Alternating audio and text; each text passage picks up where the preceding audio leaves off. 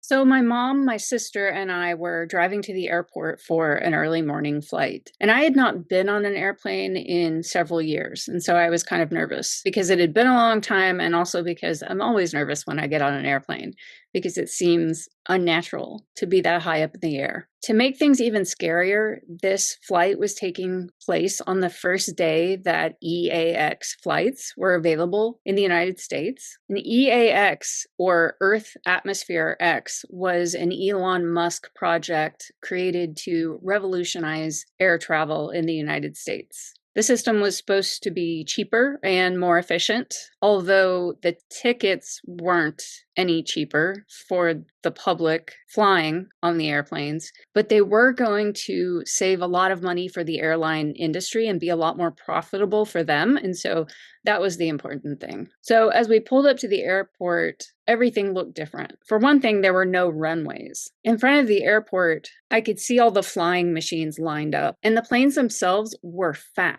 They looked sort of like a grub worm you would find when you dig down into the soil and you find a fat little worm. Or they looked like a short school bus, like just a fat little machine, sort of pill shaped. They didn't look particularly aerodynamic. And the planes were suspended high up in the air in these machines, like a circular ring that looked like a Dyson bladeless fan. So there's this big ring, and the planes are hovering in the ring, not touching the side of the ring, just hovering in it and pointing up at a really sharp angle, like ready for takeoff, ready to be launched out of this ring at a sharp angle. And I didn't understand how the technology worked, but it looks like some sort of electromagnetic thing. So we had to climb up a really steep boarding ramp to get up into the air in order to board the plane.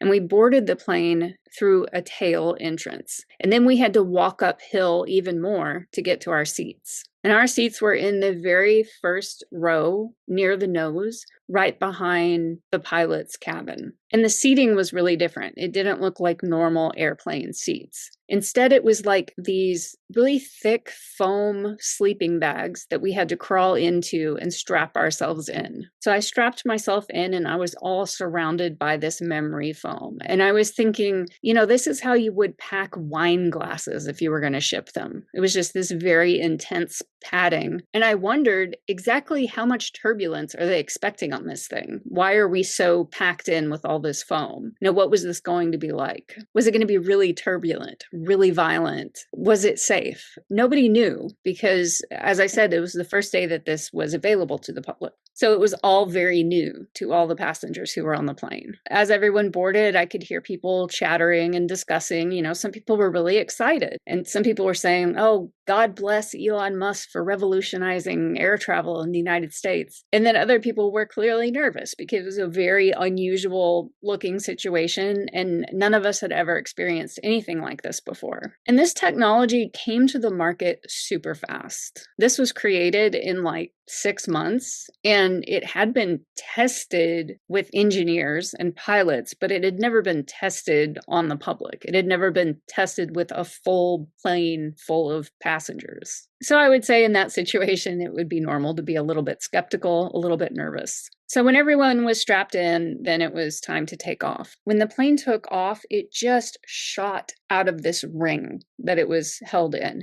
It just shot kind of up at a very, very sharp angle. And it was really alarming because I had never felt anything like that. And I think most of the passengers in that plane had probably never moved at a speed that quickly. You could really feel the force of it. And just the very steep angle was really alarming. It was pretty upsetting. And I could hear people kind of gasp, like people were afraid. It was frightening. But then once we were launched into the air, then it smoothed out, and it was just like a normal, calm flight where you don't feel a lot of movement. And I noticed that if I turned my head, I could look into the pilot's cabin through a window that was right there. And I could see the pilot and the co-pilot, manning the plane. And then in between the pilots, there was this makeshift sort of lawn chair that this woman was sitting on. And she was the technical advisor. So for all of these, first launches, the first several launches, the pilots were accompanied by an advisor because this was all so new. And maybe they would have questions about how to fly this kind of aircraft. And the advisor, she had this technical manual, and it was sort of like a paper that folded, like an old map, like how they're folded with all these creases and you can never get them folded back again the same way. And it also really reminded me of the instructional manual that would come with like flat pack furniture that you get from Ikea, this instructional manual that tells you how to put the furniture together. And the pilot had a pretty important question, and the woman was the advisor looking at this instructional manual, flipping through it and trying to find the answer to his question. This didn't instill confidence.